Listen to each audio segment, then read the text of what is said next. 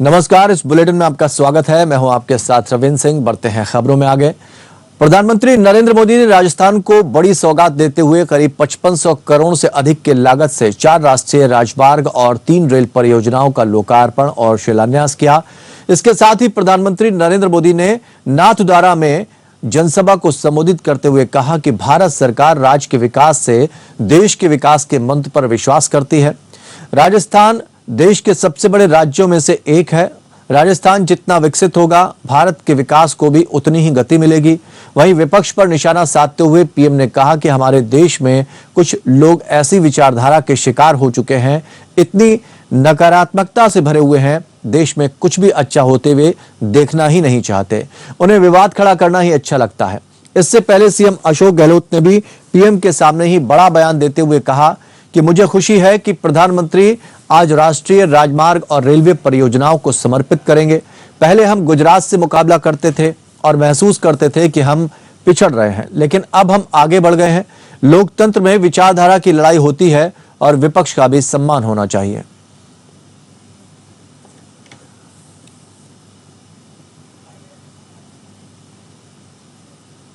लेकिन साथियों, हमारे देश में कुछ लोग ऐसी विकृत विचारधारा के शिकार हो चुके हैं,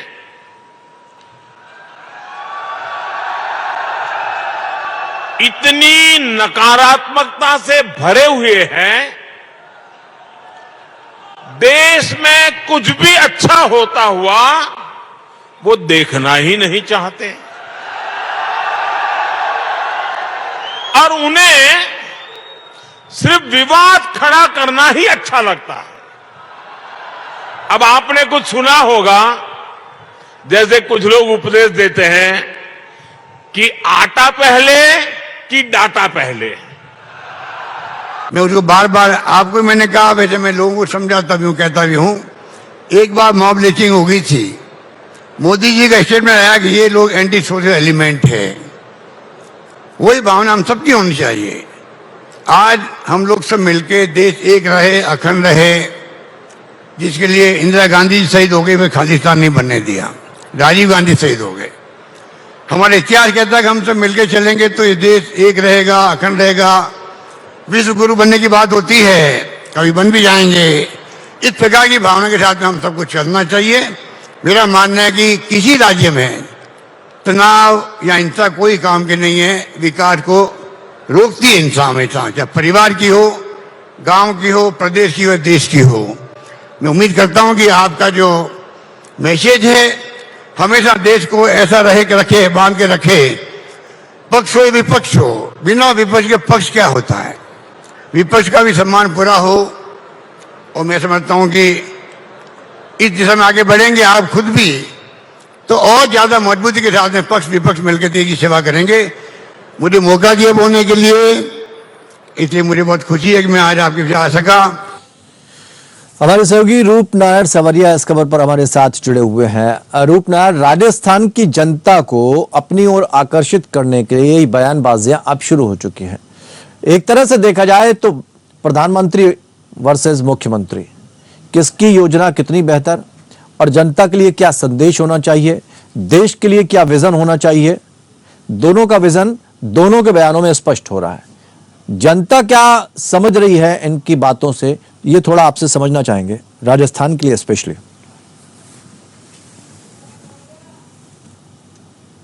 लेकिन राजस्थान में जो है चुनावी सरगर्मियां आपने प्रकाश का है और चुनावी सरगर्मियों को देखते हुए प्रधानमंत्री जब यहाँ आया है और प्रधानमंत्री ने जहाँ एक तरफ से अशोक गहलोत को तंग करता, वही अशोक गहलोत ने तंग करते हुए कहा कि विपक्ष का सम्मान होना चाहिए। तो दोनों ही अपने अपने स्तर के नेता और दोनों अपनी पार्टियों का नेतृत्व करते हैं राजस्थान में। तो कांग्रेस की जो है अशोक गहलोत मुख्य है, तो प्रधानमंत्री अपने आप में प्रधानमंत्री अपनी जगह है। दोनों पार्टियों ने जो है अपना आगे आगामी जो चुनाव है उसको देखते हुए अपने बीच यहाँ जनता के सामने रखे। जनता क्या सोचती है तो आने वाला वक्त बताएगा, कुछ जनता अपना मानसिक किसको कराया। लेकिन रूप नारायण, आप तो चूंकि वहां रहते हैं, लोकल मुद्दे, स्थानीय मुद्दे भी काम आते हैं और उन मुद्दों पर अगर बात होती है तो जनता को लगता है कि भाई हमारे हित की बात हो रही है और ये चीजें लोकल स्तर पर अगर शॉर्ट आउट हो जाती हैं तो शायद उनका ज्यादा फायदा होगा। प्रधानमंत्री जब बात करते हैं तो पूरे देश की बात करते हैं, राष्ट्र की बात करते हैं, एक होने की बात करते हैं। तो यहां पर क्या जनता ये समझना चाह रही है कि वो राष्ट्रीय मुद्दों को आधार बनाकर आगे बढ़ेगी या फिर स्थानीय मुद्दों को लेकर जब बात होगी उसको लेकर आगे बढ़ेगी? चाहती क्या है वो? देखिए रविंद्र, जो परिदृश्य राजस्थान में उभर रहा है आज की अगर बात, तो आज जो है राष्ट्रीय राजनीति क्या है और राजस्थान की राजनीति स्थानीय स्तर की बातें भी यहाँ है। स्थानीय स्तर पे जो मुद्दे हैं उनको लेकर मुख्यमंत्री अशोक गहलोत काफी आश्वस्त है कि उन्होंने जो है राहत महंगाई कैंप से लोगों को राहत देने के पर्याप्त योजनाओं पर इम्प्लीमेंट कर रहे हैं और राजस्थान में तो वो अपनी जगह वो है संतुष्ट है कि आने वाले में आश्वस्त है, कहीं ना कहीं जनता उनसे खुश नहीं है। वहीं अगर मैं बात करूँ राष्ट्रीय स्तर पर जो प्रधानमंत्री है वो अपनी बात कर रहे हैं और राष्ट्रीय स्तर की बात करें भारतीय जनता पार्टी का, भारतीय जनता पार्टी तो आज की तारीख में राजस्थान में खाली और केवल नरेंद्र मोदी के नाम पर चुनाव लड़ते, यहाँ पे कुछ मुख्यमंत्री का उनका बात ऐसा कोई देश है तो आगे कर दिया कुछ चर्चा कर, जो चुनावी मुद्दा है वो केवल नरेंद्र मोदी है और नरेंद्र मोदी को।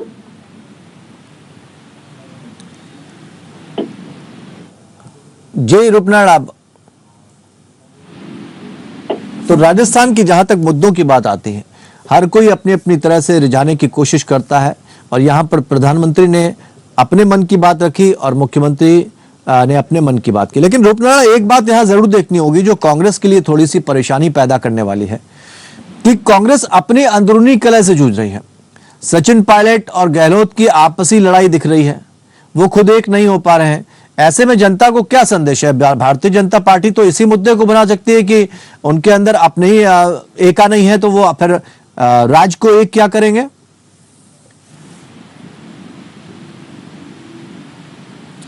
रूपनारायण, आवाज पहुंच रही है आप तक?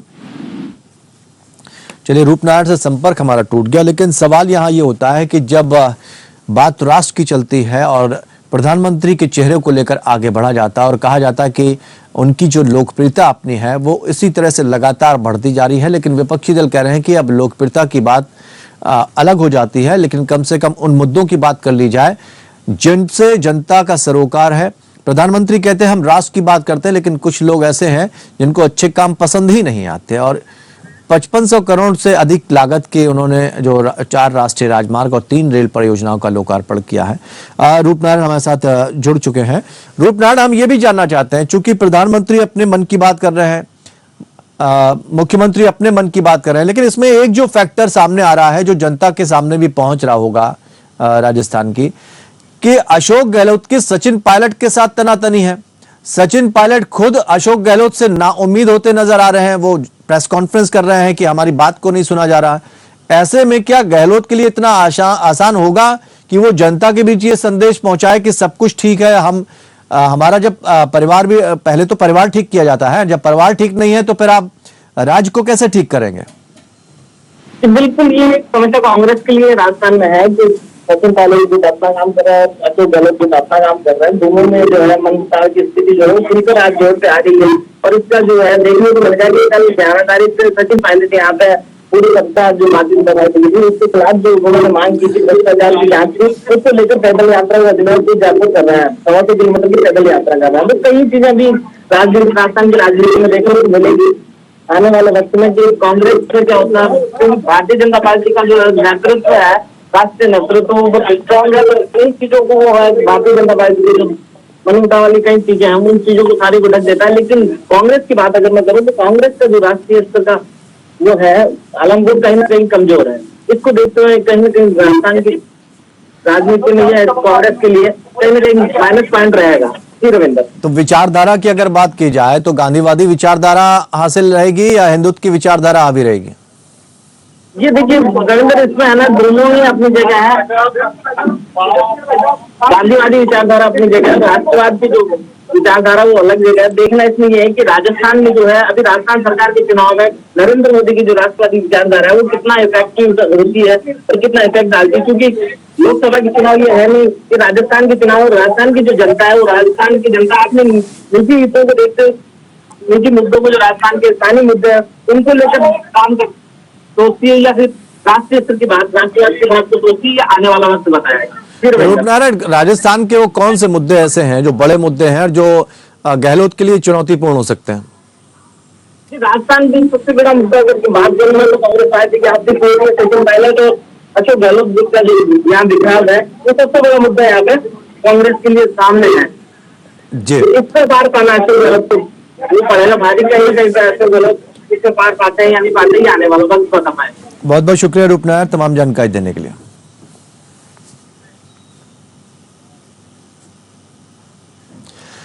अलवर जिले के बाड़न क्षेत्र के कांकर गांव में बीते रोज वीर शिरोमणि महाराणा प्रताप की जयंती बड़ी धूमधाम से मनाई गई और शाम को युवाओं ने गांव के मुख्य मार्ग से महाराणा प्रताप की झांकी निकाली। युवाओं ने महाराणा प्रताप की प्रतिमा पर पुष्प अर्पित कर नमन किया। महंत राजनाथ ने बच्चों को संबोधित करते हुए कहा कि महाराणा प्रताप के स्वाभिमान और पराक्रम से भरी उनकी गाथा देशवासियों के लिए सदैव प्रेरणा स्रोत बनी रहेगी। महाराणा प्रताप को उनकी जयंती के अवसर पर नमन किया। त्याग, तपस्या, स्वतंत्रता के पुजारी प्रताप का जीवन वीरता, शौर्य और संघर्ष का प्रतीक है। महाराणा प्रताप के स्वाभिमान, साहस, पराक्रम और त्याग का संदेश हम सभी के लिए प्रेरणादायी है। बच्चों को प्रताप के संघर्षमयी और स्वाभिमानी जीवन से प्रेरणा लेनी चाहिए।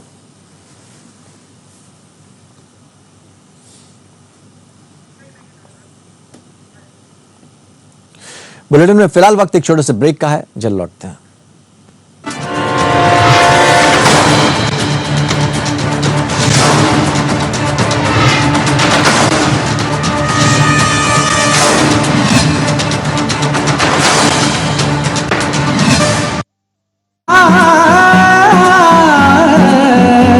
एक नई सुबह फिर आई है, ली खुशियों ने अंगड़ाई है।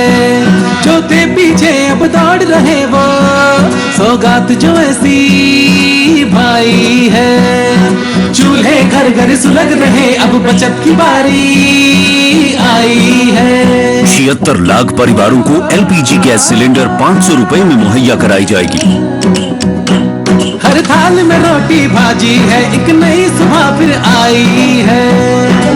इंदिरा रसोई योजना का विस्तार ग्रामीण कस्बों में भी किया जा रहा है, जिससे रसोई की संख्या 2000 तक की जा रही है। हर गली मोहल्ला गांव शहर अब जगमग जगमग रोशन है। खेतों में फसलें गमक उठी, फिर चेहरे पर उजियाली है।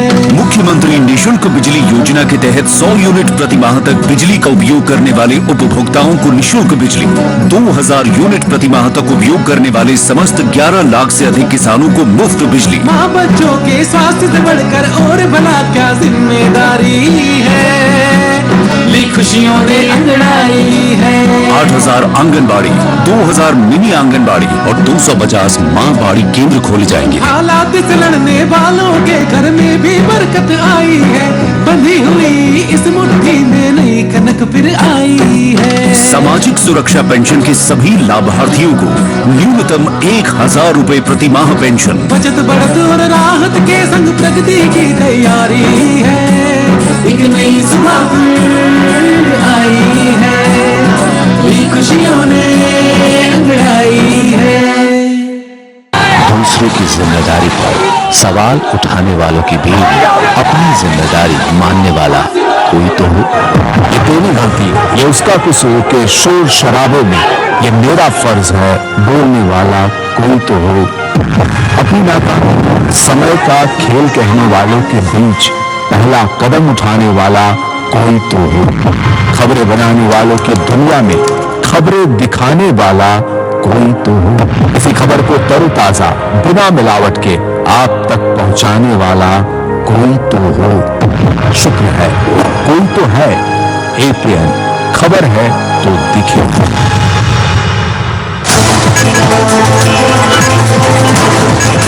बात जब खबरों की तो सिर्फ बातों से विश्लेषण नहीं, तह तक जाना है देश की बात। जिंदगी को उसी के घर में टटोलना है, उसकी गूंज देश के सामने ले जाना है।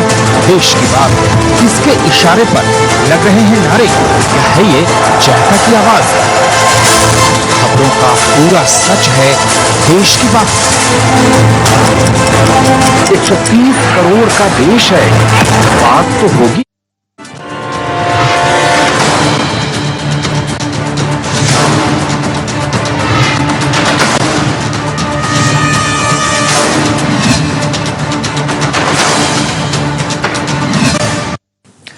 ब्रेक के बाद एक बार फिर आपका स्वागत है। बढ़ते हैं आगे।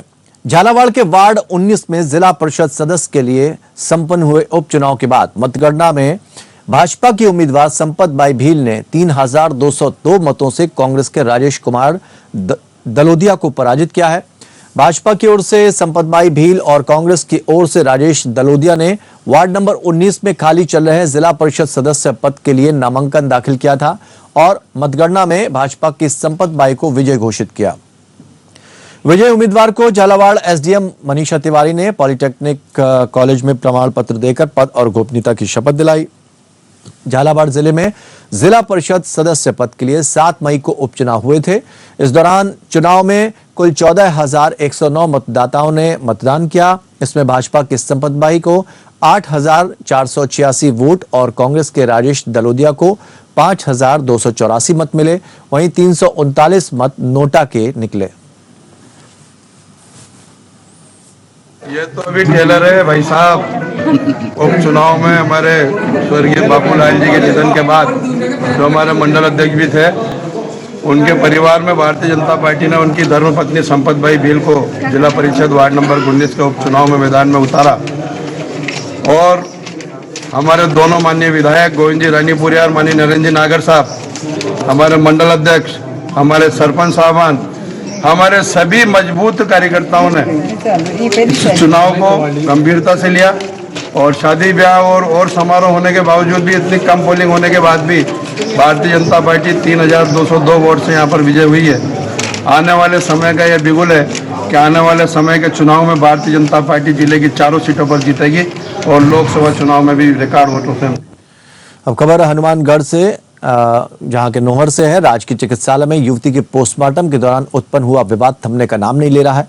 मामले को लेकर डॉक्टरों की सामूहिक हड़ताल के कारण मामले ने और तूल पकड़ लिया है। इससे जहां मरीजों को परेशानियां हो रही हैं, वहीं प्रशासन के भी हाथ पांव फूले हुए हैं। दूसरी ओर ब्राह्मण समाज और दूसरा पक्ष भी अपनी अपनी मांगों के साथ आंदोलन की बात कर रहा है। इंडियन मेडिकल एसोसिएशन के बैनर तले सेवारत और निजी डॉक्टरों ने सामूहिक रूप से हड़ताल का ऐलान कर दिया है। चिकित्सकों ने अस्पताल परिसर में ही अनिश्चितकालीन धरना शुरू कर दिया। डॉक्टरों की मांग है कि उनके साथ व्यवहार करने और राजकार्य में बाधा पहुंचाने वालों के खिलाफ मुकदमा दर्ज कर उन्हें गिरफ्तार किया जाए। चिकित्सकों के समर्थन में ब्राह्मण समाज भी एकजुट हो गया है। समाज के लोग यहां पुलिस थाने में एकत्रित हुए और आरोपियों की गिरफ्तारी की मांग की। समाज के लोगों का कहना है कि चिकित्सक के साथ अभद्र व्यवहार करने वालों पर मुकदमा दर्ज कर शीघ्र ही गिरफ्तारी हो, अन्यथा चिकित्सक संघ द्वारा आंदोलन को और तेज किया जाएगा।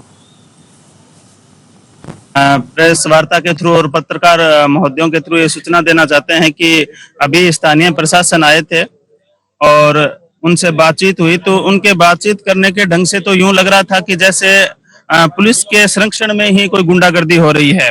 हमारी सर एक सिंगल डिमांड है कि मेडिकल प्रोटेक्शन एक्ट 2008 के तहत उन पे मुकदमा दर्ज हो और जो एफआईआर की सॉफ्ट कॉपी है हमें मिल जाए। हम राजकार्य में जो बाधा डाली है उसका जो धाराएं हैं वो लगा के केस दर्ज करें और मुकदमे की जो सॉफ्ट कॉपी हमें मिलेगी, हम अपना कार्य बहिष्कार खत्म कर देंगे। इसके अलावा हमारी कोई मांग ही नहीं है सर। चित्तौड़गढ़ एसीबी ने देर रात कार्रवाई करते हुए एनजीओ संचालक भोजराज सिंह पदमपुरा को 16,000 की रिश्वत लेते रंगे हाथों गिरफ्तार किया है। चाइल्ड लाइन के कर्मचारी को सैलरी देने के बदले में रिश्वत राशि मांगी गई थी। इसके लिए आरोपी ने कर्मचारी की 3 महीने की सैलरी ही रुकवा दी। आरोपी आसरा विकास संस्थान का संस्थापक और चाइल्ड लाइन का निदेशक है। भ्रष्टाचार निरोधक ब्यूरो के अतिरिक्त पुलिस अधीक्षक कैलाश सिंह सांधू ने बताया कि गांधीनगर सेक्टर 5 से एसीबी को शिकायत मिली थी, जिसके तहत कार्रवाई करते हुए एनजीओ संचालक को गिरफ्तार किया गया है।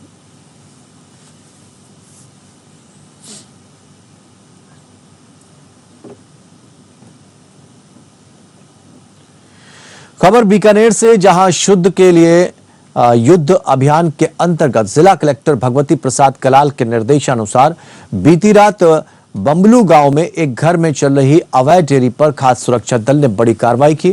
कार्रवाई के दौरान खाद्य सुरक्षा दल ने पाउडर मिलाकर गाढ़ा दूध बनाने का भांडाफोड़ किया। कार्रवाई को लेकर मुख्य चिकित्सा और स्वास्थ्य अधिकारी डॉक्टर मोहम्मद अबरार पवार ने बताया कि टीम ने बम्बलू गांव के एक घर में चल रही डेयरी पर छापा मारा, जिसके दौरान मौके पर ही 40 कैन में 1600 लीटर दूध पाया गया, जिसे नष्ट करवाया गया। वहीं 25-25 किलो के सफेद पाउडर के 65 कट्टों को भी सीज किया गया।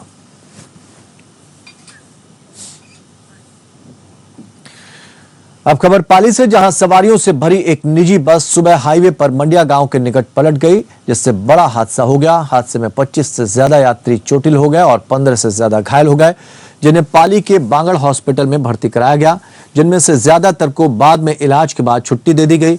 बस अहमदाबाद से बीकानेर जा रही थी। बताया जा रहा है कि ड्राइवर को नींद की झपकी आने से यह हादसा हुआ।